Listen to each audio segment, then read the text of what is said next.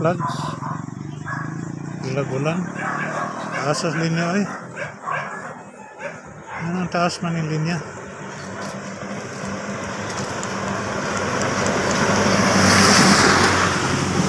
Wa pa maayo dito? Kalsada wa pa maayo? Kalsada dito ba? Wa pa maayo? Wala pa? Nya, dugay pa na. Karon man sundan daw karong adlaw. Unsa man to? Bunuhan.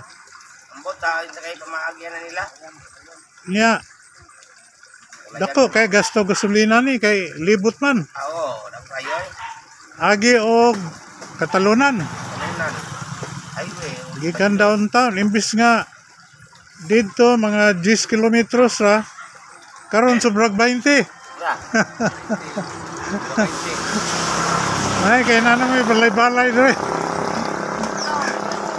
Yung tubo ang negosyo okay. Na dre ang mga sinro mo no, sinro.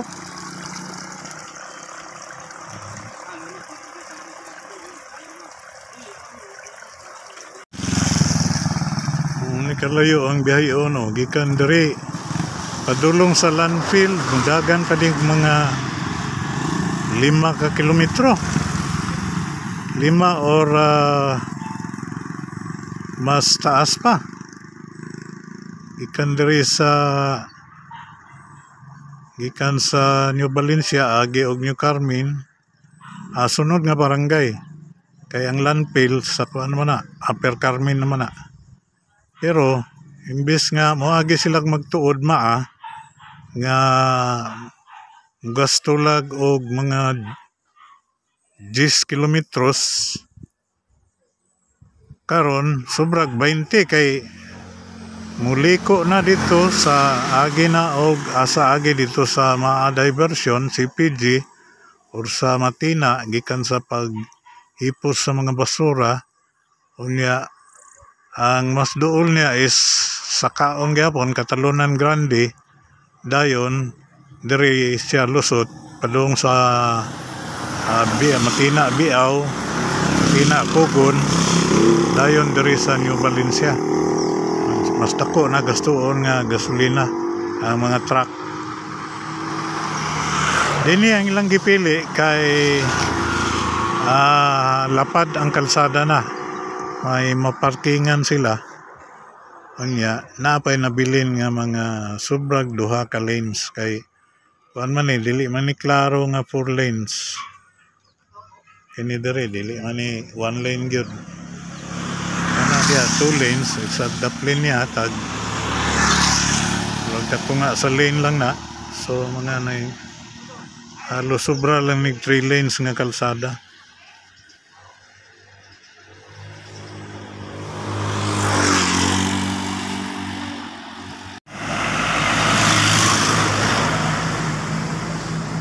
So mauning giingon nila diring tulay-tulay sa mga kuanta mga 100 meters pasaka dito sa landfill.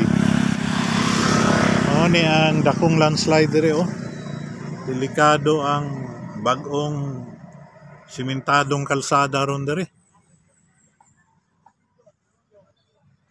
Unya morning di pagi anog truck kay diha speakers kuan pod nahinay po na diha nga landslide. Mag landslide na ni tanan diri di na gyud ni kaagian diri. Mo ni